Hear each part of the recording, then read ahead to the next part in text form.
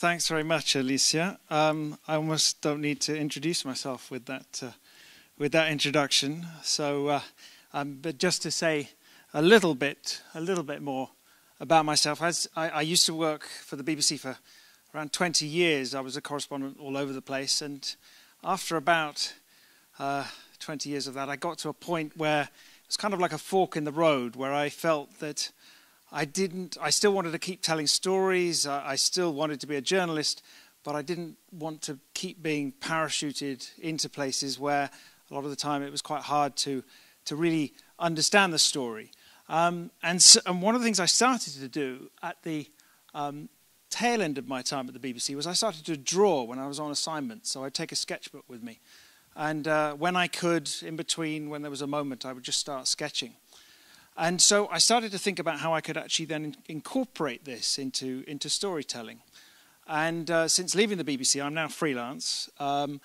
I then started to do what you might call conventional journalism, going out and reporting stories, and then also doing drawings to add to them. But in some cases, also using the drawings as a way to kind of get the story across. I felt in a way that there was no other way of doing so. So it wasn't just a case of illustrating, but actually adding to the story. So here's a few of the things that I've published, and some of these are going to be in the slides and videos that I'm going to show you now. Now, as Alicia said, I also, now in my kind of current role as a kind of hybrid journalist, I'm drawing, but I'm still also a journalist, and I'm currently editing all the output of Coda on disinformation. So you could call me a fake news editor, basically. What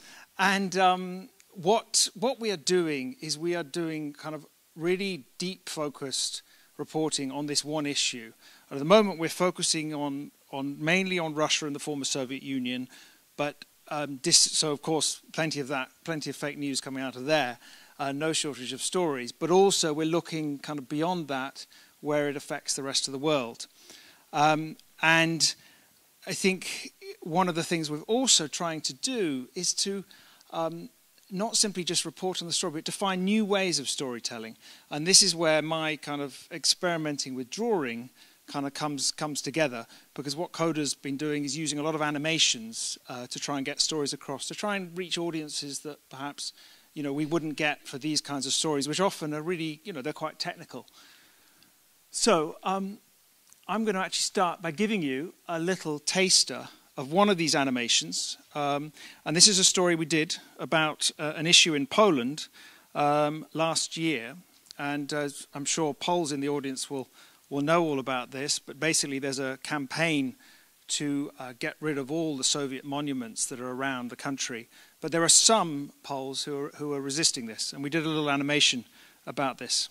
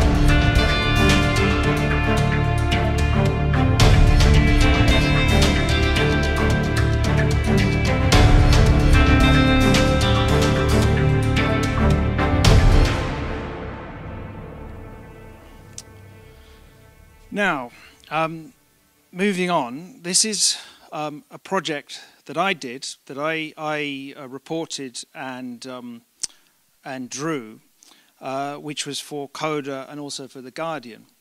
Now, as the caption there explains to you, it's about the result of homophobia in Kyrgyzstan, and this links to disinformation because what this is a story about is the impact of this anti-gay propaganda law, which is, of course, was first put out by Russia, and then several other countries around the former Soviet Union copied this. Now, in effect, this is disinformation, because it is a law that is dealing with a problem that doesn't exist. And what it has led to, though, is a serious problem for the LGBTQ communities in those countries. So I went to Kyrgyzstan to do a story on what had happened there, where there has been a particularly kind of violent response as a result of the law that was put in place there. And one of the issues that I faced there was, not surprisingly, the people that I talked to were so scared. Many people had been attacked. Their offices of campaign groups had been bombed, had been firebombed. They obviously didn't want to go on camera, and so this was where I felt drawing could actually help and tell those stories, because obviously we could actually feature people in a way that actually also I think told the story and got sort of some of the kind of the fear across. Now, what we then did with the drawings and the interviews, and you can find the original story on the website, we then turned what was the most horrific story into an animation. And there was one man who was brutally assaulted. And it's a really shocking story, and we turned this into an animation. I'm going to play you a little bit of this, but I should warn you, it is quite a disturbing story.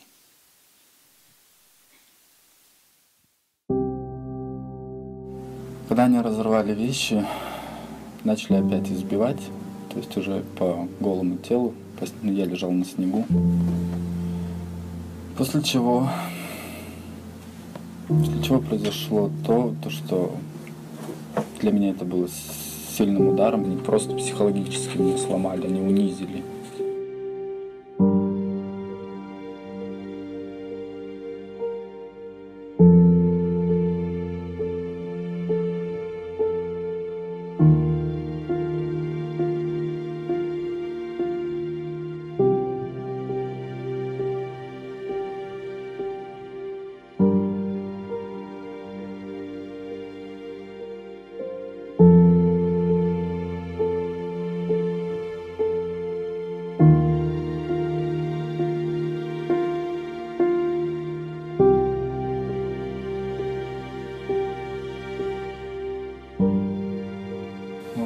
Меня вытащили с машины, бросили на землю, продолжили избивать. Угрозы также продолжались, то что мы же сказали, мы свое слово типа сдержим, мы тебя убьем, то есть ты урод.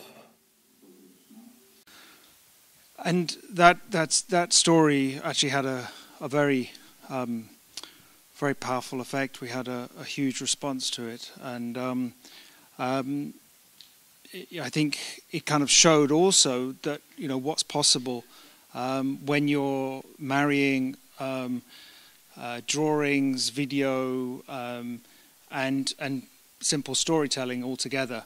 And I think it had an impact that probably it wouldn't have done if we had just done an interview, perhaps in a more conventional TV kind of television format, where we had covered over their face or something, covered over the people's face, this man's face or something. And that's something that Coda certainly wants to do a lot more of. Now, what I've tried to do here is to try and kind of distill some of the reasons why I think drawings in journalism can work. I don't entirely know why they do work in some ways, but these are kind of my attempts to try and explain it. And one of the things that I think is also really important is that they last. Of course, photographs last, but drawings somehow last in a different kind of way. They become a kind of documentary record. And I now live in Tbilisi, Georgia, and one of the things I've been doing there is doing kind of longer form documentary projects on life there. And I started working a few years ago on a big project about a market which sells old Soviet hardware. Quite an obscure subject in some ways, but the point of this was I then teamed up with a website that specializes in the former Soviet Union, was to do a story that linked in with the 25th anniversary of the end of the Soviet Union. And the people working in this market are people who grew up in the Soviet Union and now in Georgia, in the kind of post-Soviet era, are a lot of them are struggling to kind of make things work. And in effect, what they're doing is they're selling the Soviet past. They're selling old hardware to make a living. And no. In fact, I've jumped on ahead. Why don't I just play you this? This is one more little. This is a little kind of lighter touch from Coda, and this is a story about North Korea. And then I'll tell you the rest.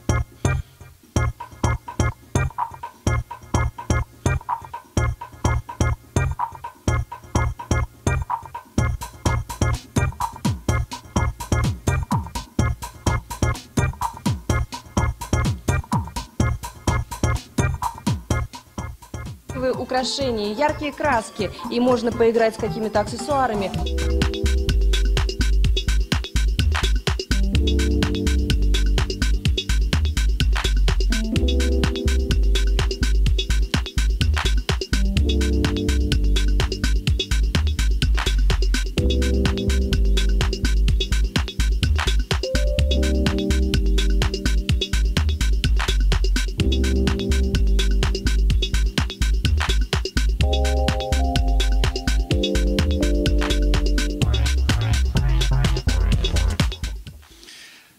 So there you go. That's a nice little lighter take on disinformation. All of that footage was from a Russian TV broadcast, and when they were pumping out a lot of kind of pro North Korean stuff. But again, it's marrying up kind of images, animation, and video, and we found that's been working really well in terms of getting audiences that probably wouldn't be bothering to read the text story, which that was promoting.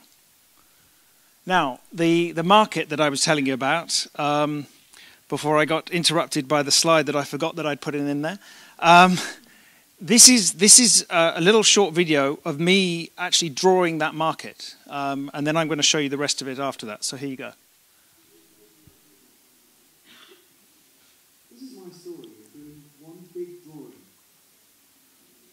360 panorama of one small space in one market in Georgia.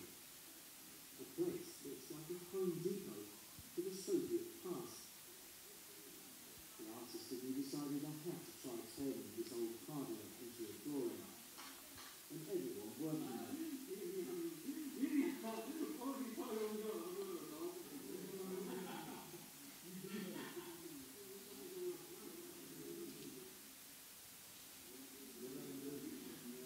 I spent months there among the storeholders. Their stories also gave me a unique window on Georgia's wider struggle to define itself since the end of Soviet rule. This market for the past may not have much of a future now. So this drawing is a snapshot portrait in time. So we then turned this into an interactive documentary. So it's still online. I can give you the website afterwards. But basically, what we've then done is we then did interviews with most of the people in those drawings, and on the website you can actually click on them and then get their individual stories. I'm not quite sure whether this will. That is a link, but I'm not sure it's going to work to take you to the website. So I can, if anyone wants to see it, I can give you the website address afterwards. But it's, or actually, I mean, I can read it out to you. It's Eliava, which is the name of the market, ELIAVA .Eurasia net, one word, Eurasia net, one word, .org. And then you will find the market, and you can actually then click through, and you can scroll through, get the videos, you get the sound as well, and you get the background story. So now moving on. So this is again the result of a long-term on and off project which I've been working on as a result of the war 10 years ago in Georgia. There's still a lot of IDPs spread around in camps across the country, and I've been doing stories about their lives as I say, in an on and off kind of way. I published the story in Foreign Affairs magazine in the US. among other places, which I thought actually, for me, I thought was actually also really encouraging, that they were really keen to have an illustrated story. I mean, Foreign Affairs is not the kind of title that you expect to be, you associate it with kind of long essays, but they were quite keen to have this. So I think that shows that there's an appetite out there for this kind of different kind of storytelling. So these are all images that I drew on the location in the camp, and then in between interviewing people. Here there are a few more of the pieces that I've done, and really, as I see it as it's a work in progress. I'm still kind of making this up as I go along, in terms of how best to use this. Whether sometimes I'm not entirely sure whether it works, but I think it's another way of getting people to engage, to be interested. It makes people sit up and think in a way that perhaps they don't when they're seeing constant television images, video images. It's something about a drawing, I think, that just makes you stop for a moment and just, you can sort of feel that the person was there in a way that you don't with video and other things. That's all I've got to say for now. Thank you very much for listening.